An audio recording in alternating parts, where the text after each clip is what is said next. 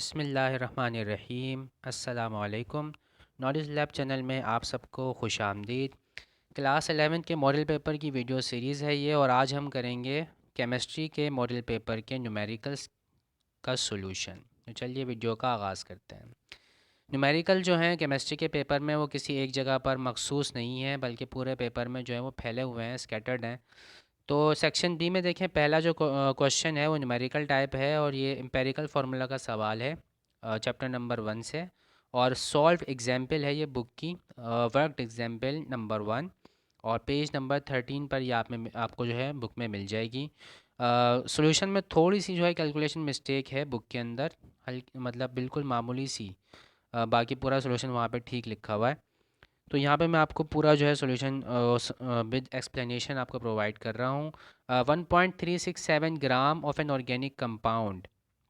एक organic compound है। Organic compound ऐसा कंपाउंड होता है जो हाइड्रोजन से और कार्बन और हाइड्रोजन जो है उसके मेन एलिमेंट्स होते हैं। ठीक है, ऑर्गेनिक कंपाउंड्स के अंदर हाइड्रोकार्बन्स होते हैं। इसके अलावा ऑक्सीजन, क्लोरीन वगैरह भी हो सकते हैं। ठीक है, डेरिवेटिव्स भी हो सकते हैं। तो 1.367 grams of an organic compound containing carbon, hydrogen and oxygen was combusted in a stream of air। यानी कि हवा के साथ जो है उसका रिएक्शन कराया गया है, उसको जलाया गया है, कंबस्शन कराई गई है ऑर्गेनिक कंपाउंड की, और उसका मास हमें गिवन है। और ऑर्गेनिक कंपाउंड जो है उसमें 3 एलिमेंट्स मौजूद हैं, कार्बन, हाइड्रोजन एंड ऑक्सीजन। ठीक है, और उसके बाद कंबस्शन की वजह से, यानी जलने की वजह से, तो कंबस्शन एक टाइप ऑफ रिएक्शन है जो ऑक्सीजन की मौजूदगी में कोई भी फ्यूल जो है वो बर्निंग जो है उसकी वो कहलाती है कंबस्शन। कोई भी अगर फ्यूल है, ऑर्गेनिक कंपाउंड होते हैं ज़्यादातर फ्यूल्स, तो जब एयर में मौजूद ऑक्सीजन के साथ वो रिएक्ट करते हैं तो कार्बन डाइऑक्साइड और वाटर वेपर्स जो हैं वो बनते हैं। तो ये जो रिएक्शन है कहलाता है कंबस्शन। तो कंबस्शन की वजह से वो बता रहा है कि 3.002 ग्राम कार्बन डाइऑक्साइड और 1.64 ग्राम वाटर वेपर्स H2O जो है वो हमें मिला है। और तो वो पूछ रहा है कि एम्पेरिकल फार्मूला जो है क्या होगा कंपाउंड का। एम्पेरिकल फार्मूला ऐसा फार्मूला होता है जो कंपाउंड जिन एटम से मिलके बना हुआ है, जैसे यहाँ पे कार्बन है, हाइड्रोजन और ऑक्सीजन है, इनके दरमियान सिंपलेस्ट रेशो जो है वो शो कर रहा होता है। ठीक है, एक्चुअल नंबर को नहीं बताता, सिंपलेस्ट रेशो को बताता है, बिल्कुल सिंप्लीफाइड फॉर्म में। ठीक है, और जो एक्चुअल नंबर ऑफ एटम्स बता रहा होता है उस फार्मूला को कहते हैं मॉलिक्यूलर फार्मूला। तो फिलहाल हमें करना है एम्पिरिकल फार्मूला फाउंड। ठीक है, तो डेटा बना लिया हमने। गिवन है हमें mass of sample 1.367 gram. Elements पता है हमें कौन कौन से हैं, उसमें कार्बन, हाइड्रोजन और ऑक्सीजन है। मास ऑफ कार्बन डाइऑक्साइड जो कंबशन की वजह से प्रोड्यूस हुआ है वो है 3.002 ग्राम। मास ऑफ वाटर वेपर जो है वो 1.640 ग्राम है। रिक्वायर्ड है हमें empirical formula of the organic compound. अब देखें, सबसे पहला जो स्टेप होता है, स्टेप्स गिवन है इसमें, उन्हीं को आपने फॉलो करना होता है एम्पिरिकल फार्मूला फाइंड करने के लिए। ठीक है, तो सबसे पहले हम फाइंड करेंगे मास ऑफ एलिमेंट्स। अब मास ऑफ एलिमेंट जो है वो हम सिर्फ कार्बन और हाइड्रोजन का फाइंड करेंगे पहले, ऑक्सीजन का नहीं करेंगे। ऑक्सीजन का डायरेक्ट हम परसेंटेज फाइंड करेंगे। ठीक है, तो कार्बन और हाइड्रोजन का क्यों फाइंड कर रहे हैं, ऑक्सीजन का क्यों नहीं कर रहे हैं? देखिए, ऑक्सीजन CO2 में भी मौजूद है, H2O में भी मौजूद है, यानी कैलकुलेशन हमें 2 बार करना पड़ जाएगी, हमारे लिए मुश्किल हो जाएगा, लेंदी हो जाएगा काम। जबकि कार्बन जो है वो हमें यहाँ से मिल जाएगा सिर्फ, क्योंकि CO2 में मौजूद है कार्बन, तो कार्बन की जो मास है हमें यहाँ से फाइंड आउट कर लेंगे, मास ऑफ कार्बन डाइऑक्साइड से। और मास ऑफ वाटर से हमें हाइड्रोजन का मास मिल जाएगा। तो बाद में जब परसेंटेज की कैलकुलेशन करेंगे तो वहाँ पर हम ऑक्सीजन की डायरेक्ट परसेंटेज फाइंड आउट कर लेंगे। ठीक है, तो पहला स्टेप जो है मास ऑफ कार्बन या मास ऑफ एलिमेंट्स जिसे हम कहते हैं, जितने भी एलिमेंट्स मौजूद हैं सैंपल के अंदर उन सब का मास हमें फाइंड आउट करना है। तो उसके लिए देखें कैलकुलेशन किस तरह से होगी। तो देखें, 1 मोल की बात करते हैं हम। सबसे पहले 1 मोल कार्बन डाइऑक्साइड में जो हमारे पास कार्बन नज़र आ रहे हैं आपको, देखें इस फॉर्मूले के अंदर जो कार्बन है वो C लिखा हुआ है सिर्फ। इसका मतलब सिर्फ एक कार्बन का एटम है। एक कार्बन का जो एटम है उसका अगर मैं 1 मोल ले लूँ तो ये 12 ग्राम कार्बन होगा। ठीक है, किसी भी एटम के एटॉमिक मास को, मॉलिक्यूल के मॉलिक्यूलर मास को, या आयनिक कंपाउंड के फार्मूला मास को अगर ग्राम में रिप्रेजेंट कर दिया जाए तो उसका 1 मोल या मोलर मास कहलाता है। ठीक है, तो 44 ग्राम कार्बन डाइऑक्साइड जो है, ठीक है, CO2 का जो टोटल मास बनता है वो 44 बनता है, इसलिए 44 ग्राम ले रहे हैं, 1 मोल का मास ले रहे हैं, मोलर मास ले रहे हैं इसका। तो 44 ग्राम कार्बन डाइऑक्साइड में जो कार्बन होगा वो कितना होगा, 12 ग्राम होगा। ठीक है, ये 1 मोल का हमने बनाया रिलेशन। कि 1 मोल CO2 में 1 मोल कार्बन होगा, तो 1 मोल होता है मोलर मास उसका 44 ग्राम कार्बन डाइऑक्साइड का, तो इसमें 12 ग्राम कार्बन मौजूद है। अब यहाँ से हम जो है 44 से दोनों तरफ डिवाइड करके यहाँ पे 1 ले आएंगे, यानी 1 ग्राम की वैल्यू निकाल लेंगे। तो 1 ग्राम कार्बन डाइऑक्साइड में 12 डिवाइडेड बाय 44 ग्राम कार्बन होगा। उसके बाद हमें मास गिवन था 3.002 ग्राम CO2 का, ठीक है। तो इससे हमने क्या कर दिया, दोनों तरफ मल्टीप्लिकेशन कर ली। तो 12 को डिवाइड करेंगे 44 से, मल्टीप्लाई कर देंगे 3.002 से, तो हमारे पास जो है डेसिमल के बाद काफ़ी सारे डिजिट्स आ रहे होंगे, लेकिन हम राउंड ऑफ करके जो है वो 0.819 यानी कि 3 डिजिट्स ले लेंगे डेसिमल के बाद। बहुत लंबा चौड़ा आंसर लिखने की ज़रूरत नहीं है, डेसिमल के बाद 3 डिजिट्स आप ले लें तो काफ़ी है। उसके बाद देखें मास ऑफ हाइड्रोजन की कैलकुलेशन करेंगे। अब वाटर जो है इसका जो मास है टोटल वो 18 बनता है, हाइड्रोजन का होता है 1, तो यहाँ पे 2 हैं तो 2 वन ज़ा 2 हो गया। ऑक्सीजन का होता है 16, तो 16 + 2 18 हो गया। तो 18 ग्राम जो है ये 1 मोल होगा, मोलर मास होगा इसका वाटर का। और इसमें जो हाइड्रोजन मौजूद हैं वो कितने मौजूद हैं, 2 मौजूद हैं। तो 18 ग्राम अगर वाटर लेंगे तो उसमें 2 ग्राम हाइड्रोजन होगा हमारे पास, ठीक है। अब उसी तरीके से 18 को जो है हम क्या कर देंगे, बोथ साइड्स पर डिवाइड कर देंगे, जिससे हमें 1 ग्राम वाटर में कितने ग्राम हाइड्रोजन होंगे ये हमें पता चल जाएगा। अब जो मास हमें गिवन था 1.640 ग्राम वाटर का, वो हमने क्या कर दिया, उससे दोनों तरफ मल्टीप्लाई कर दिया है, कैलकुलेशन परफॉर्म की है। और इसमें भी जो है लेंदी आंसर आ रहा होता है डेसिमल के बाद काफ़ी सारे डिजिट्स, तो राउंड ऑफ करके हम इसको 0.182 3 डेसिमल डिजिट्स जो है वो ले लेते हैं। नेक्स्ट हमारे पास है percentage of elements. Mass of element निकालने के बाद दूसरा स्टेप होता है परसेंटेज ऑफ एलिमेंट्स। तो परसेंटेज ऑफ एलिमेंट्स निकालने के लिए हम क्या करते हैं, देखिए जो भी एलिमेंट है उसका मास आप ऊपर रखो, ठीक है। और जो भी सैंपल है आपके पास उसका मास आप नीचे रखो, डिवाइड कर दो उससे, ठीक है ना। तो mass of carbon divided by mass of sample, और फिर हम इसको मल्टीप्लाई कर देते हैं 100 से, ठीक है। यहाँ पर ये मिसिंग है, मल्टीप्लाई बाय 100 हो रहा होता है। तो आगे यहाँ पे देखिए मैंने करेक्टली शो किया है इसको। तो mass of carbon divided by mass of sample, क्योंकि परसेंटेज है तो मल्टीप्लाई बाय 100 हमें करना पड़ेगा, ठीक है। तो मास ऑफ कार्बन हमने पीछे कैलकुलेट किया था 0.819, और मास ऑफ सैंपल डेटा में हमें गिवन था क्वेश्चन में 1.367। तो डिवाइड किया, मल्टीप्लाई बाय 100 किया, तो ये आंसर आया हमारे पास 59.9%। इसमें भी डेसिमल के बाद काफ़ी सारे डिजिट्स आ रहे होंगे, तो आप इसको राउंड ऑफ करके जो है वो इस तरह से लिख लेंगे। उसके बाद है percentage of hydrogen. Mass of hydrogen divided by mass of sample multiplied by 100 करेंगे। तो 0.182 हमने कैलकुलेट किया था, उसको डिवाइड कर देंगे 1.367 से, मल्टीप्लाई कर देंगे 100 से, तो ये आ जाएगा 13.3%, ठीक है। बुक में ये जो है यहाँ पे 0.18 है, ये 2 उन्होंने शायद गायब किया हुआ है, राउंड ऑफ किया हुआ है इसको। तो ये मैंने 3 डिजिट्स लिए थे डेसिमल के बाद, तो कैलकुलेशन करने पर थोड़ा सा डिफरेंट आंसर है यहाँ पे 13.3%। अब देखो परसेंटेज ऑफ ऑक्सीजन डायरेक्ट हमें मिल जाएगी कैसे, देखो कार्बन की और हाइड्रोजन की परसेंटेज हमें मालूम है, और टोटल परसेंटेज जो होगी कंपाउंड की वो कितनी होगी, 100% होगी। तो 100% में से अगर हम इन दोनों की परसेंटेजेस को ऐड करके और 100 में से माइनस कर देंगे, यानी कि 100% में से अगर मैं परसेंटेज ऑफ कार्बन और परसेंटेज ऑफ हाइड्रोजन निकाल दूं, तो तीसरी चीज़ क्या है उसमें, ऑक्सीजन है। तो ऑक्सीजन की परसेंटेज हमें फाइंड आउट डायरेक्टली हो जाएगी, यानी इसका मास हमें निकालने की ज़रूरत नहीं पड़ी, डायरेक्टली काम हो गया, ठीक है। उसके बाद नेक्स्ट देखें हमारे पास है मोल रेशो फाइंड करना होता है। पहला स्टेप मास ऑफ एलिमेंट्स, दूसरा स्टेप परसेंटेज ऑफ एलिमेंट्स, उसके बाद हम फाइंड करते हैं मोल रेशियो। तो मोल रेशियो फाइंड करने के लिए क्या करते हैं, परसेंटेज ऑफ एलिमेंट जो हमने पीछे कैलकुलेट की है उसको डिवाइड करते हैं एटॉमिक मास से। तो कार्बन के लिए फाइंड आउट करना है, तो कार्बन की परसेंटेज उसको डिवाइड कर दिया कार्बन के मास से जो कि 12 है। तो ये आंसर आया हमारे पास 4.99। बुक मैंने डायरेक्टली उन्होंने लिखा हुआ है 5, तो फिलहाल मैंने इसको 4.99 ही लिखा है। अच्छा हाइड्रोजन जो है उसकी परसेंटेज पीछे आई थी हमारे पास, कैलकुलेट की हमने 13.3, और हाइड्रोजन का मास होता है 1 एटॉमिक मास, तो डिवाइड किया तो हमने 13.3 आ गया। ऑक्सीजन की परसेंटेज पीछे हमने कैलकुलेट की 26.8%, और ऑक्सीजन का मास है 16, डिवाइड किया हमने तो 1.68 आई। ये एग्जैक्ट जो बुक का है वही है, ये वाला और ये वाला थोड़ा डिफरेंट है। उसके बाद देखें सिंपलेस्ट रेशियो ऑफ एटम्स हमें फाइंड आउट करना होता है। सिंपलेस्ट रेशियो के लिए हम क्या काम करते हैं, जो सबसे छोटी वैल्यू होती है, ये जो हमारे पास वैल्यूज़ आई हैं मोल रेशियो में, सबसे छोटी वैल्यू कौन सी है इसमें, देखें ये है 4.99, ये है 13.3 और ये है 1.68। तो ये वाली जो है ऑक्सीजन की जो वैल्यू है ये सबसे छोटी स्मॉलेस्ट वैल्यू है।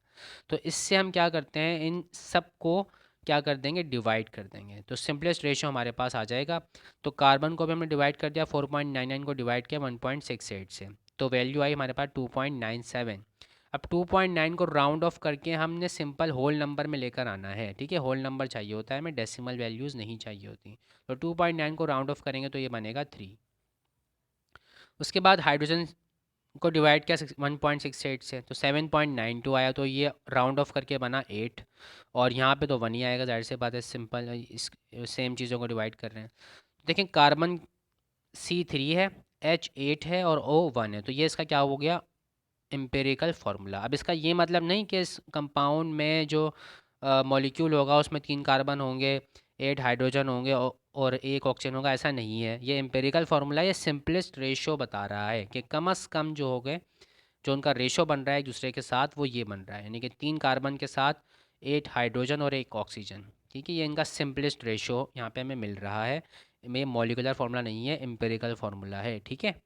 उसके बाद देखें, ये हमारे कंप्लीट हो गया सोल्यूशन इसका। नेक्स्ट हमारे पास है इलेक्ट्रॉनिक कन्फिग्रेशन का सवाल। अगरचे कि न्यूमेरिकल टाइप नहीं है लेकिन थोड़ा कंसेप्चुअल होता है, तो इसलिए मैंने यहाँ पे इसको जो है रखा है, सॉल्व कर दिया है इसको। देखिए पार्ट नंबर 4 है ये सेक्शन बी में। Write down electronic configuration for ground states of each of the following. यानी कि जो आपको यहाँ पे दिए हुए हैं ऑप्शंस, इन सब के लिए आपने इलेक्ट्रॉनिक कन्फिग्रेशन लिखनी है ग्राउंड स्टेट के लिए, यानी इनको एक्साइट वगैरह नहीं करवाना, एनर्जी वगैरह प्रोवाइड नहीं करनी है, जिस तरह से वहाँ हाइब्रिडाइजेशन में हम जो है करते हैं, डायरेक्टली जो है हमें लिखना है यहाँ पर, ठीक है। तो देखें यहाँ पे क्लोरीन लिखा हुआ है, और देखें चार्ज लाजमी देखा करें। तो क्लोरीन पे फिलहाल उन्होंने कोई चार्ज हमें नहीं दिया, इसका मतलब न्यूट्रल एटम है। जेड यानी कि एटॉमिक नंबर गिवन है हमें 17। तो न्यूट्रल फॉर्म में जितने हमारे पास प्रोटॉन होते हैं, atomic number number of protons को कहते हैं, प्रोटॉन की तादाद को, यानी इसमें 17 प्रोटॉन है। एटॉमिक नंबर 17 का मतलब जो क्लोरीन है इसके एटम का जो न्यूक्लियस है उसमें 17 प्रोटॉन होंगे, 17 प्रोटॉन्स होंगे। तो न्यूट्रल फॉर्म में अभी कोई चार्ज इस पर नहीं है, तो जितने प्रोटॉन हैं उतने ही इलेक्ट्रॉन्स भी होंगे। इसका मतलब हमें 17 इलेक्ट्रॉन्स फिल करने हैं, ठीक है। अब इलेक्ट्रॉनिक कन्फिग्रेशन के कुछ रूल्स हैं। अफबा प्रिंसिपल है, N+L रूल है, हुंस रूल है, ठीक है। तो इन सबको हमें मद्देनज़र रखते हुए इलेक्ट्रॉनिक कन्फिग्रेशन लिखनी होती है। इसके अलावा एक ट्राइंगल बनाया जाता है और उस ट्राइंगल से हमें पता चलता है कि कौन सा शेल जो है वो पहले फिल होगा, ठीक है। और वो जो ट्राइंगल जो फॉर्म किया जाता है वो N+L रूल का यूज़ करके किया जाता है। तो सबसे पहला जो शेल है वो है 1s2, ठीक है। तो बुक में बना हुआ है वो ट्राइंगल, तो वहाँ से आप देख सकते हैं, मैंने यहाँ पे ड्रॉ नहीं किया, यहाँ पे बस मैं आपको सिर्फ एक्सप्लेनेशन दे रहा हूँ। तो पहला शेल है हमारे पास 1s2। एस में आपको पता है 2 इलेक्ट्रॉन आते हैं, ठीक है, एस में 2 आते हैं, पी में 6 आते हैं और डी में 10 और एफ में 14। तो वहाँ तक तो खैर हम जाएंगे नहीं, डी तक ही आपका काम जो है वो हो जाता है, आपका जो सिलेबस है, इससे ज़्यादा की आपके पास नहीं आती। तो 1s2 यानी कि 2 इलेक्ट्रॉन आएंगे इसमें। अब 2 इलेक्ट्रॉन हमने क्या सारे के सारे एकदम, यहाँ तो खैर हम फिल कर सकते हैं इजीली। अब जो स्पिन है उनकी ऑपोजिट स्पिन हमें दिखानी होगी, ठीक है ना। तो एक ही, जैसे ये कौन सा प्रिंसिपल है, पॉलीज एक्सक्लूजन प्रिंसिपल, के एक ही ऑर्बिटल के अंदर जो इलेक्ट्रॉन्स हैं या इलेक्ट्रॉन जो होते हैं, दो दो इलेक्ट्रॉन किसी एटम के अंदर, उनके जो क्वांटम नंबर्स हैं वो कभी भी सेम नहीं हो सकते। Same set of 4 quantum numbers, no two electrons can have same set of 4 quantum numbers, यानी उनकी स्पिन तो लाजमी जो है डिफरेंट होगी। यानी अगर एक ही ऑर्बिटल के अंदर भी मौजूद हैं तो स्पिन क्वांटम नंबर जो है उसकी वैल्यू जो है वो डिफरेंट होगी, यानी कि एक जो है वो +1/2 है तो दूसरा -1/2 होगा। यानी अगर एक क्लॉकवाइज है तो दूसरा एंटी क्लॉकवाइज घूमेगा। तो ये हाफ एरो से देखिए मैंने दिखाई है यहाँ पे ये चीज़, कि एक अगर इस स्पिन से जा रहा है, ये वाली स्पिन है इसकी, तो दूसरा वाला जो है वो अपोजिट स्पिन से जा रहा होगा, ठीक है। तो ये जो है ये क्लॉकवाइज स्पिन है और ये वाली जो है ये एंटी क्लॉकवाइज स्पिन है। तो 1s2 हमने फिल किया, 2 इलेक्ट्रॉन चले गए इसमें। उसके बाद देखें 2s2, 2s ऑर्बिटल है, उसमें भी 2 इलेक्ट्रॉन जा सकते हैं, तो 2 इलेक्ट्रॉन हमने और फिल कर दिए, तो 2 + 2 ये 4 इलेक्ट्रॉन हमने फिल कर दिए। उसके बाद देखें 2p ऑर्बिटल जो है ये डीजेनरेट ऑर्बिटल होता है, इसमें 3 होते हैं। देखें 2px होता है, 2py और 2pz, तीनों का एंगल 90 डिग्री पे होता है, एक दूसरे से तीनों 90 डिग्री के एंगल पे होते हैं। एक एक्सिस पे, एक्स एक्सिस पे, एक वाई एक्सिस पे और एक जेड एक्सिस पर। तो हर ऑर्बिटल में 2 2 इलेक्ट्रॉन जा सकते हैं, लेकिन क्या आप सारे के सारे एकदम से फिल कर देंगे? नो। पहले आप जो है इसमें डालेंगे, इसमें फिल, इसको फिल करेंगे इस तरह से, ठीक है ना। हाफ ये जो है बना हुआ है, यानी कि एक इलेक्ट्रॉन ये चला गया। फिर उसके बाद ये वाला इलेक्ट्रॉन यहाँ पे फिल करेंगे, फिर उसके बाद ये वाला ये इलेक्ट्रॉन फिल करेंगे। और ये कौन सा रूल अप्लाई कर रहा हूँ मैं, ये कहलाता है होर्न्स रूल। होर्न्स रूल ये कहता है कि इलेक्ट्रॉन जो है वो डीजेनरेट ऑर्बिटल्स के अंदर पैरेलल स्पिन से जाना चाहेगा, और वो ये चाहेगा कि वो अलग अलग ऑर्बिटल ऑक्यूपाई करें। ठीक है, डायरेक्टली वो दो इलेक्ट्रॉन एक ही डीजेनरेट ऑर्बिटल में नहीं जाएंगे, यानी कि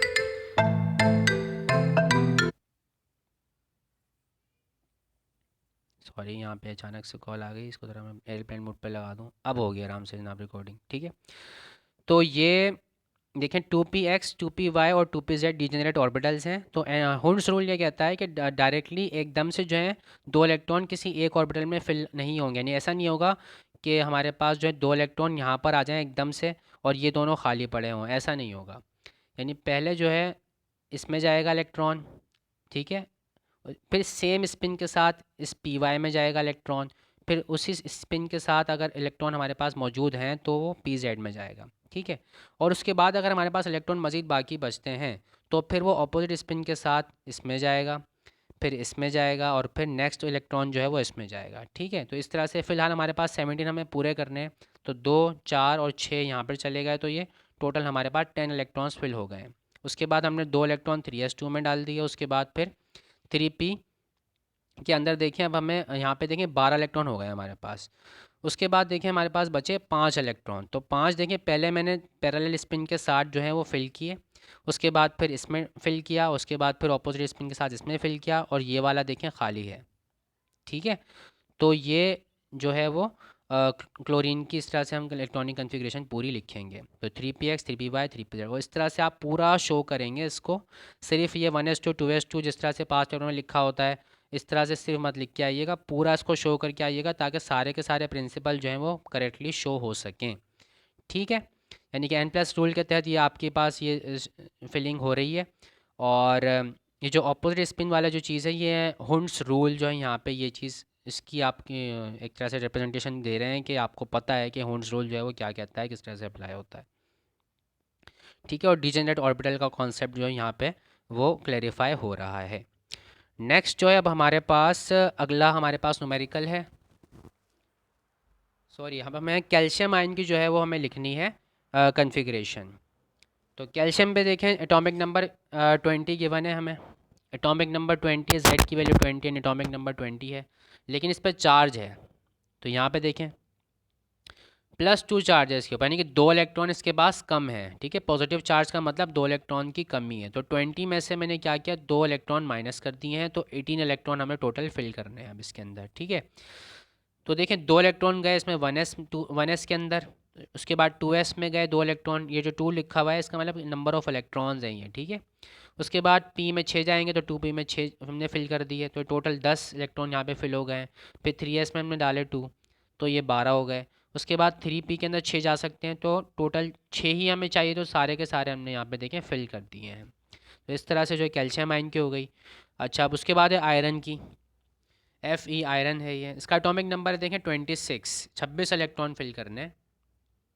तो 3p6 तक जो है हमारे पास 18 इलेक्ट्रॉन फिल हो जाएंगे जिस तरह से पहले किए हमने। 3p के बाद देखें 3d नहीं आता, 3p के बाद आता है 4s। इसका रीज़न ये है कि n प्लस रूल जो है वो अप्लाई हो रहा होता है यहाँ पे, यानी कि n की जो वैल्यू, ये n वैल्यू होती है 3। ठीक है, अब इसकी जो n की जो वैल्यू देखो 3 है। अगर मैं 4s और 3d के लिए कैलकुलेशन करके बताऊँ आपको, ठीक है ना, तो यहाँ पे देखो n की वैल्यू है 4 और s के लिए l की वैल्यू होती है 0। तो 4 + 0 क्या बना, 4 बना।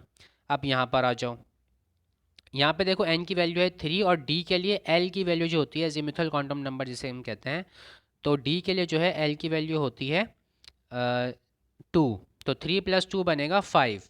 ठीक है, तो इसकी n + l वैल्यू ज़्यादा है और इसकी n + l वैल्यू कम है। तो n + l रूल ये कहता है कि इलेक्ट्रॉन पहले उस ऑर्बिटल में जाएगा जिसकी n + l वैल्यू कम होती है। ठीक है, तो यहाँ पर 3d की जो वैल्यू है वो ज़्यादा है और 4s की वैल्यू कम है, तो इससे इलेक्ट्रॉन जो है वो पहले 4s ऑर्बिटल में जाएगा।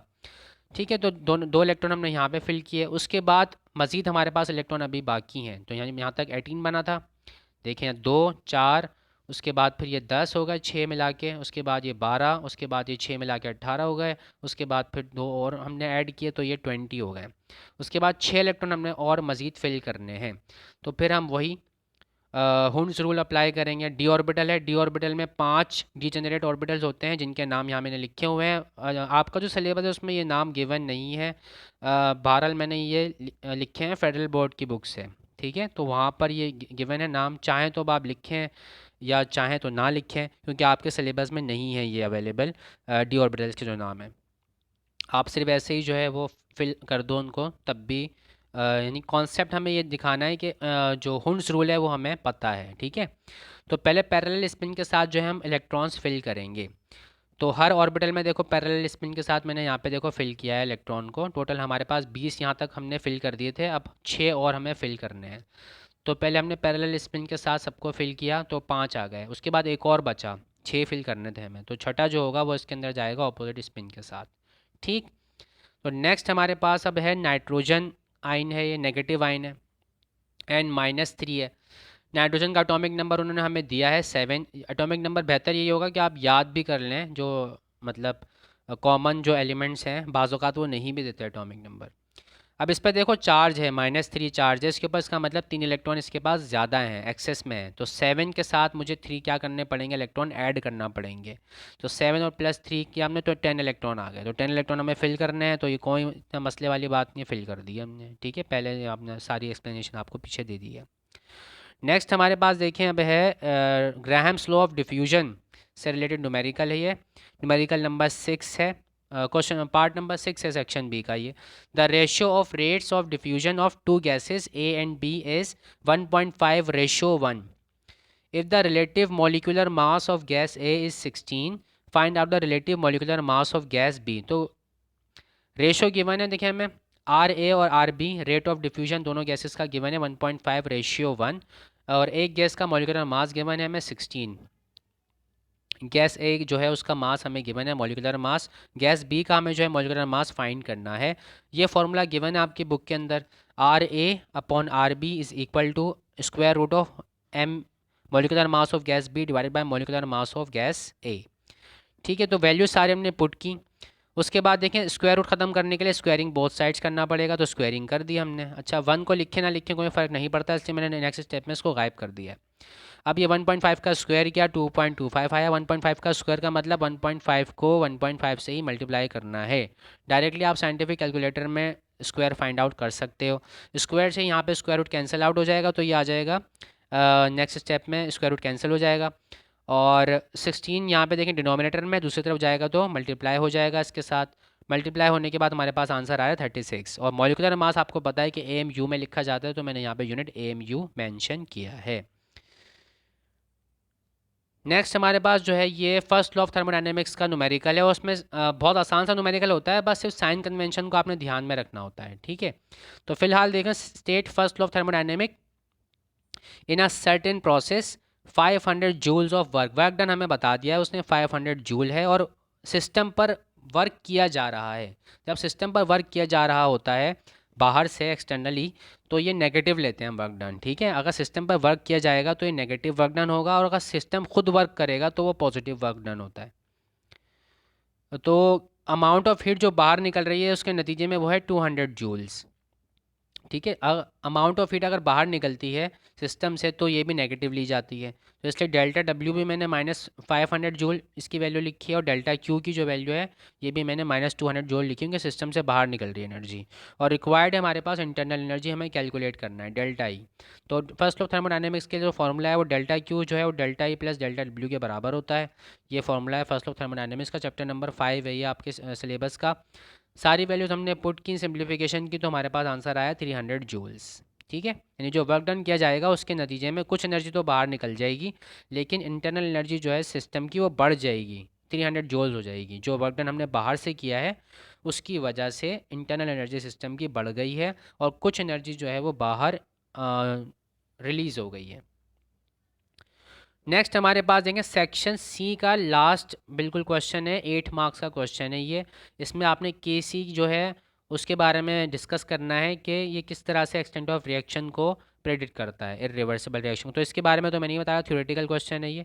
तो यहाँ पे जो न्यूमेरिकल टाइप का क्वेश्चन है ये, calculate the number of moles of chlorine produced at equilibrium when 1 mole of PCl5 phosphorus pentachloride is heated at 250 degree centigrade in a vessel having a capacity of 10 cubic decimetre. कैसी की value given है हमें, volume given है,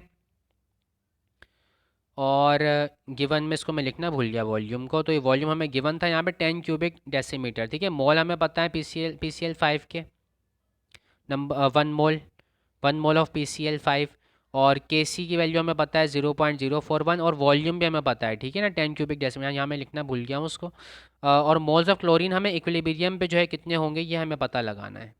temperature 250 degree centigrade है, temperature dependent होती है कैसी की वैल्यू, ठीक है। एक पर्टिकुलर टेम्परेचर पर जो है ये वैल्यू गिवन है हमें, अगर टेम्परेचर चेंज कर दोगे तो ये वैल्यू जो है कैसी की नहीं होगी, वो चेंज हो जाएगी, ठीक है। तो ये बहरहाल हमें कैलकुलेशन में इसका कोई इस्तेमाल नहीं करना है फ़िलहाल। तो इक्वेशन हमें गिवन है, देखें सवाल के अंदर, वही मैंने इक्वेशन यहाँ पे एज इट इज़ कॉपी की है। PCl5 रिवर्सिबल रिएक्शन है ये, तो रिवर्सिबल रिएक्शन के लिए ये सिंबल इस्तेमाल करते हैं हम। इसके अलावा एक सिंगल एरो बना के दोनों तरफ एरो, सिंगल लाइन बना के दोनों तरफ एरो लगा के भी इसको शो किया जाता है। इस तरह से पार्शल एरो से भी शो किया जाता है, दोनों तरह से शो कर सकते हैं। तो फॉस्फोरस पेंटाक्लोराइड इसकी डिकम्पोजिशन हो रही है PCl3 में और क्लोरीन गैस के अंदर, तो ये रिवर्सिबल रिएक्शन है, यानी दोनों डायरेक्शन में रिएक्शन हो रहा है। तो इन द बिगिनिंग जो है क्या हो रहा है कि 1 मोल है हमारे पास PCl5 का। जब हमने रिएक्शन स्टार्ट करेंगे तो हम ये ज्यूम करें कि PCl5 सिर्फ मौजूद था, ठीक है, तो 1 मोल मौजूद था इनिशियली, और PCl3 का भी कोई मोल नहीं बना इनिशियली, और क्लोरीन का भी कोई मोल नहीं बना। जब रिएक्शन प्रोसीड किया तो एक्स मोल जो है क्या कर देंगे, हम माइनस कर देंगे, यानी कि इसके एक्स मोल ने जो है वो क्या हुए, डिकम्पोज हुए। तो मैंने 1 में से एक्स मोल माइनस कर दिए, जो कि मुझे नहीं पता, मुझे फाइंड आउट करना है उनके बारे में, यही हमारी रिक्वायरमेंट है।